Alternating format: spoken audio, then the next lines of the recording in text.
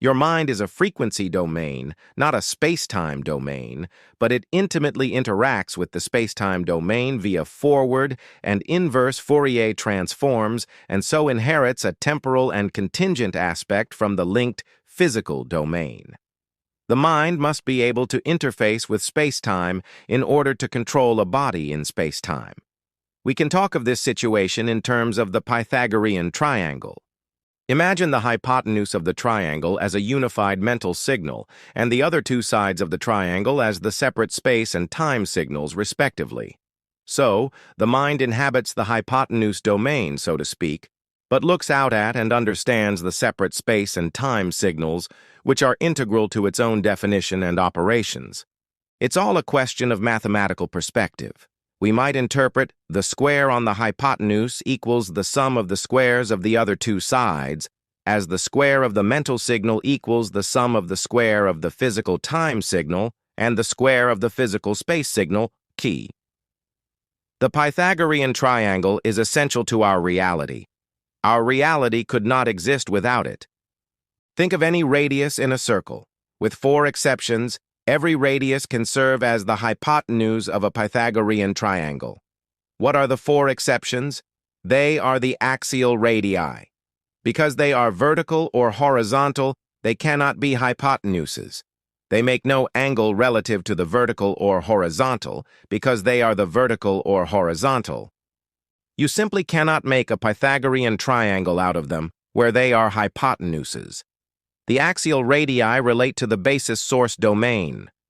The non-axial radii and their horizontal and vertical components relate to the derived non-basis domain of becoming.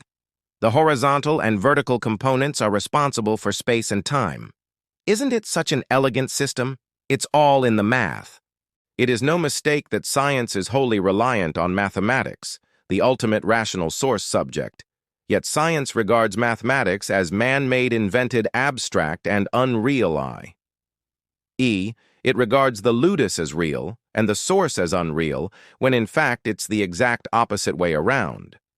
The source is reality, and the ludus is its construct, its projection, which could not exist without the source.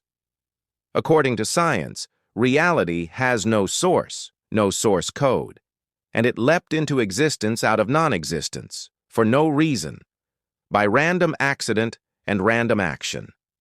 That is the kind of explanation you have to arrive at when you reject an eternal necessary source, as all scientists do.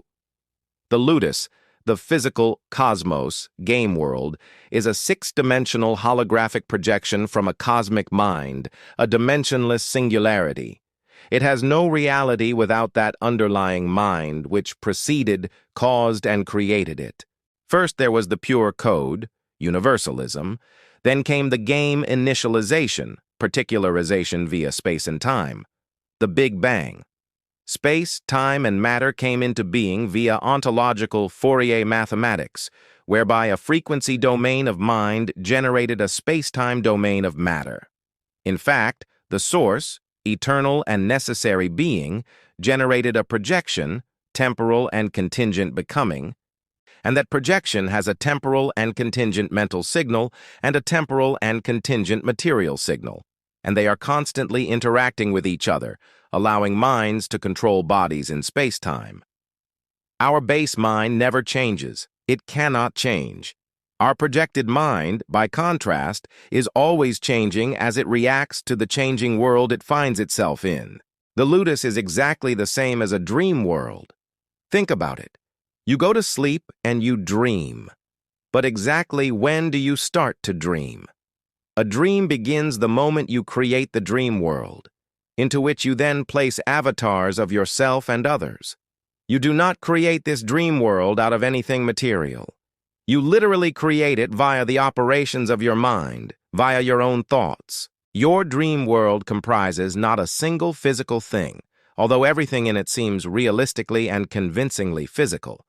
It's a thought world, and so in fact is the physical universe, but it is the product of the thoughts of all minds rather than just one mind. You create dream worlds that look like real worlds even though they do not contain even one atom or particle of matter, and which seem vast in extent, but which are at all times contained within your mind. Don't you realize what that means? It means that minds produce the illusion of the matter, contrary to the claim of scientific materialists that matter produces the illusion of mind. The ludus is the dream created by all minds dreaming together, which is why it is objectively the same for everyone.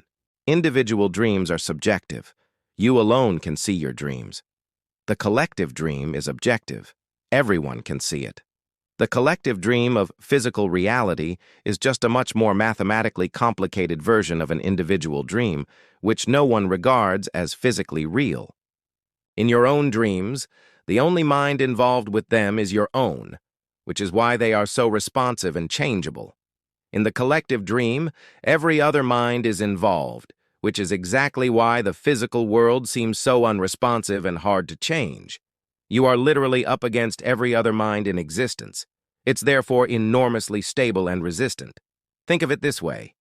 What would happen if instead of dreaming alone, you could grant permission to other people to dream along with you in the same dream world, making their own contribution to the dream world? The more people you added, the less and less the dream would seem like your own.